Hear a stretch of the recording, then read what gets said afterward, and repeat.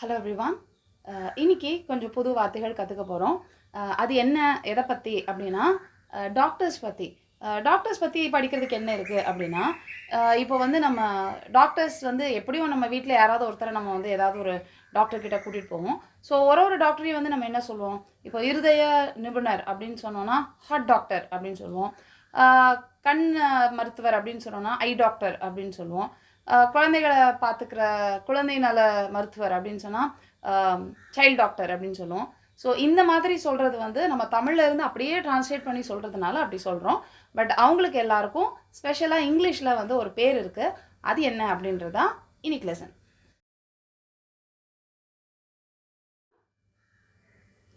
First one cardiologist. Cardiologist அப்படிங்கிறவங்க இருதய மருத்துவர், அதாவது ஹார்ட் சம்மந்தப்பட்ட வியாதிகள் அதுக்கு உண்டான ட்ரீட்மெண்ட் எல்லாம் பண்ணுறவங்க தான் நம்ம வந்து இருதய மருத்துவர் அப்படின்னு சொல்லுவோம். அவங்கள தான் இங்கிலீஷில் கார்டியாலஜிஸ்ட் அப்படின்னு சொல்லிட்டு சொல்கிறோம். Next one paediatrician. பீடியாட்ரிஷியன் அப்படிங்கிறவங்க குழந்தைகள் நல மருத்துவர். நமக்கு தெரியும் குழந்தைங்களுக்கு உண்டான எல்லா விதமான உடல் உபாதைகள் எல்லாத்துக்குமே நம்ம வந்து அவங்கள தான் பார்ப்போம். சைல்டு ஸ்பெஷலிஸ்ட், வேக்சினேஷன் எல்லாத்துக்கும் நம்ம வந்து சைல்டு ஸ்பெஷலிஸ்ட் அப்படின்னும் சொல்லுவோம். பட் அதுக்கு ரொம்ப கரெக்டான வார்த்தை அப்படின்னு பார்த்தோன்னா பீடியாட்ரிஷியன் அப்படின்னு சொல்லிட்டு சொல்லலாம். நெக்ஸ்ட் ஒன் ஆப்தமாலஜிஸ்ட் அப்படிங்கிறது வந்து யார் அப்படின்னா கண் மருத்துவர். நம்ம கண்ணை செக் பண்ண போகிறோம்ல, இந்த வயசானவங்கன்னா கேட்ராக்ட் இருக்கா அப்படிலாம் பார்க்க போகிறாங்க. ஷார்ட் சைட், லாங் சைட், இந்த மாதிரி எல்லா விதமான கண் நோய்கள் எல்லாத்துக்கும் மருத்துவம் பார்க்குறவங்க தான் கண் மருத்துவர்னு சொல்லுவோம். அவங்கள இங்கிலீஷில் ஆப்தமாலஜிஸ்ட் அப்படின்னு சொல்லிட்டு சொல்கிறோம். Next one oncologist. ஆங்காலஜிஸ்ட் அப்படிங்கிறவங்க யார் அப்படின்னா புற்றுநோய் சிறப்பு மருத்துவர். எல்லா விதமான புற்றுநோய்களுக்கும் மருத்துவம் பார்க்குறவங்க தான் வந்து புற்றுநோய் மருத்துவர்னு சொல்லலாம்.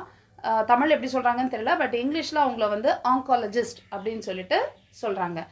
Next one anaesthesiologist. இவங்க யார் அப்படின்னா மயக்க மருந்து செலுத்துபவர். அதாவது ஏதாவது ஒரு சர்ஜரி நடக்குது, ஆப்ரேஷன் நடக்குது அப்படின்னா மயக்க மருந்து மட்டுமே கொடுக்கறதுக்குன்னு தனியாக ஒரு ஸ்பெஷலைசேஷன் இருக்குது. நம்ம நிறைய பேர் நினச்சிட்டு இருக்காங்க எந்த டாக்டர் வந்து ஆப்ரேஷன் பண்ணுவாங்களோ அவங்களே ஊசியெல்லாம் போட்டுருவாங்கன்னு. அப்படி கிடையாது. இந்த மயக்க மருந்து எந்த அளவு கொடுக்கணும், எவ்வளோ நேரத்துக்கு வந்து அந்த பவர் இருக்கணும்னா அதுக்கு அந்த அளவுக்கு டோசேஜ் இருக்கணும், அதெல்லாம் பார்த்து கொடுக்கறதுக்குன்னு ஸ்பெஷலாக வந்து ஒரு டாக்டர் இருக்கிறாங்க. அவங்க அனஸ்தீசியாலஜிஸ்ட் அப்படின்னு சொல்லிட்டு சொல்லணும். Next one psychiatrist. சைக்கியாட்ரிஸ்ட் அப்படிங்கிறவங்க வந்து தமிழ் என்ன சொல்கிறோம் அப்படின்னா மனநல மருத்துவர் அப்படின்னு சொல்கிறோம். அதாவது கொஞ்சம் நமக்கு இந்த சைக்காலஜிக்கல் கவுன்சிலிங் கொடுக்கறதுக்கு, அது போக ட்ரீட்மெண்ட்டும் பண்ணுறதுக்கு, அதுக்கு வந்து சில ரொம்ப எக்ஸ்ட்ரீமான கேசஸ்க்கெலாம் வந்து அவங்களுக்கு மருந்தெல்லாம் தேவைப்படும். அந்த மாதிரியான ப்ரிஸ்கிரிப்ஷன்ஸ் கொடுக்குறவங்க, அதுக்கு உண்டான சிவியர் கேசஸில் ட்ரீட்மெண்ட் கொடுக்குறவங்க தான் வந்து சைக்கியாட்ரிஸ்ட் அப்படின்னு சொல்லிட்டு சொல்கிறோம். Next one dermatologist. டெர்மட்டாலஜிஸ்ட் அப்படிங்கிறவங்க தோல் நோய் மருத்துவர். நம்ம தோல் மருத்துவர் அப்படி ஸ்கின் டாக்டர் அப்படின்னு தான் நம்ம முக்கியமாக நிறையா நம்ம பேசும்போது ஸ்கின் டாக்டர் அப்படின்னு சொல்லுவோம். பட் அவங்களுக்கு சரியான வார்த்தை வந்து டெர்மட்டாலஜிஸ்ட். டெர்மா அப்படின்னா ஸ்கின்னை தான் வந்து இந்த டெர்மான்னு சொல்லுவாங்க. டெர்மல் லேயர்னால் இந்த ஸ்கின்னை தான் சொல்லுவாங்க. ஸோ அந்த ஸ்கின் ஸ்பெஷலிஸ்ட்டுன்னு நம்ம சொல்கிற அந்த டாக்டர்ஸை டெர்மட்டாலஜிஸ்ட் அப்படின்னு சொல்லிட்டு சொல்லணும். Next one endocrinologist. எண்டோக்ரைனாலஜிஸ்ட் அப்படிங்கிறவங்க யார் அப்படின்னா எல்லா விதமான இந்த ஹார்மோன்ஸ் கிளான்ஸ் எல்லாம் இருக்குல்ல, அதில் அந்த சுரப்பிகள் சரியாக வேலை பார்க்காதவங்களுக்கெல்லாம் ட்ரீட்மெண்ட் கொடுக்குறாங்களே. இப்போ வந்து தைராய்டு ப்ராப்ளம் இருக்கிறவங்க அண்ட் டயபெட்டிஸுமே கூட, இது எல்லாமே வந்து ஒரு இன்சுலின் எல்லாம் வந்து ஒரு கிளான்ஸில் சுரக்கிற வந்து சுரப்பிகள்.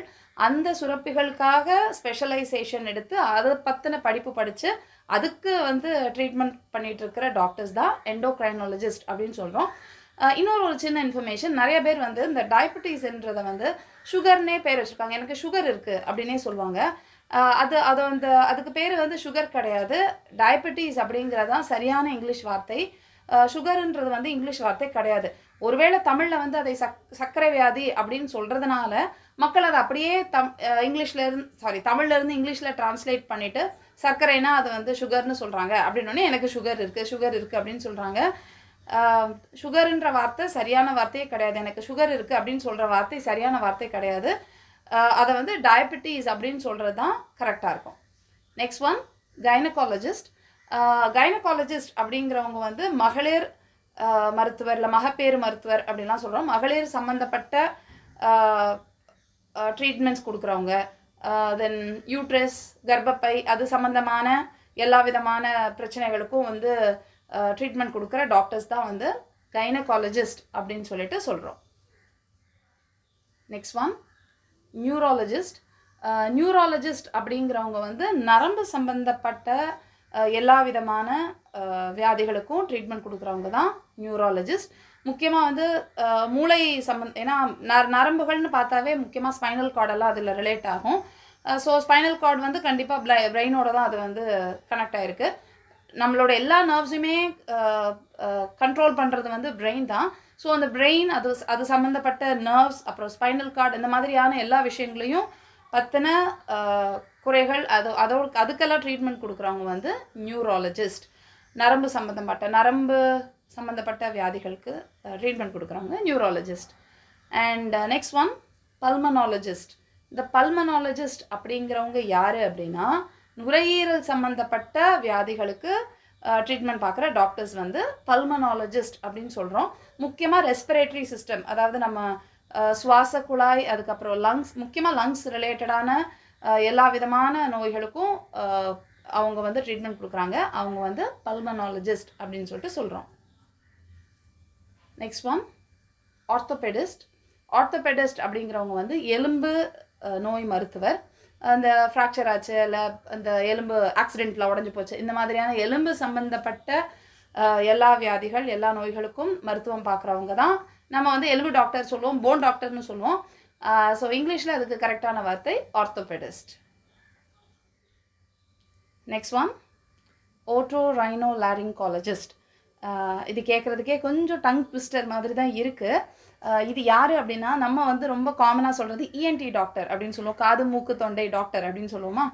அந்த காது மூக்கு தொண்டை சம்மந்தப்பட்ட எல்லா விதமான நோய்களுக்கும் ட்ரீட்மெண்ட் கொடுக்குற டாக்டர்ஸ் தான் வந்து நம்ம வந்து ஈஸியாக இஎன்டி டாக்டர் அப்படின்னு சொல்லுவோம். பட் இங்கிலீஷில் அதுக்கு ரொம்ப கரெக்டான வார்த்தை அப்படின்னு பார்த்தோன்னா ஓட்டோரைனோலாரிங்காலஜிஸ்ட். ஏன் இவ்வளோ கஷ்டப்பட்டு சொல்லணும் அப்படின்னு நினைக்காதீங்க. பட் நம்ம தெரிஞ்சுக்கலாம்ல, அதுக்காக தான். இஎன்டின்றது வந்து ரொம்ப கொஞ்சம் நம்ம சிம்பிள் வெர்ஷனாக சொல்லுவோம். காது மூக்கு தொண்டைன்றது அப்படியே வந்து இ காது, அப்புறம் இ ஃபார் இயர், நோஸ், அப்புறம் டி ஃபார் த்ரோட் அப்படின்றதுனால இஎன்டி டாக்டர் அப்படின்னு நம்ம சொல்கிறோம். பட் அது ஓகே, இதையும் வந்து தெரிஞ்சுக்கோங்க. பட் நம்ம யார்கிட்டையாவது போய் நான் இன்னைக்கு வந்து ஒரு ஓட்டோரைனோலாரிங்காலஜிஸ்ட் கிட்ட அப்பாயின்மெண்ட் வாங்கியிருக்கிறேன் அப்படின்னு சொன்னால் அவங்க நிஜமாக கன்ஃபியூஸ் ஆயிடுவாங்க. பட் இஎன்டி டாக்டர் அப்படின்னு சொன்னால் தான் நம்ம மக்களுக்கு புரியும். பட் நம்ம வந்து இதை தெரிஞ்சுக்கலாம் அண்ட் தெரியாதவங்களுக்கு தெரியப்படுத்தவும் செய்யலாம்.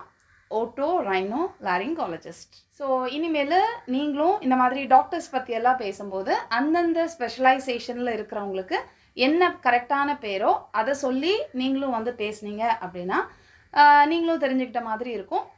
உங்களுக்கு தெரிஞ்சவங்களுக்கு அண்ட் உங்களோட ஃப்ரெண்ட்ஸ் அண்ட் ரிலேட்டிவ்ஸ்க்கு தெரியாதவங்களுக்கு தெரியப்படுத்தின மாதிரியும் இருக்கும். So I'll meet you in the next lesson. Thank you. Bye.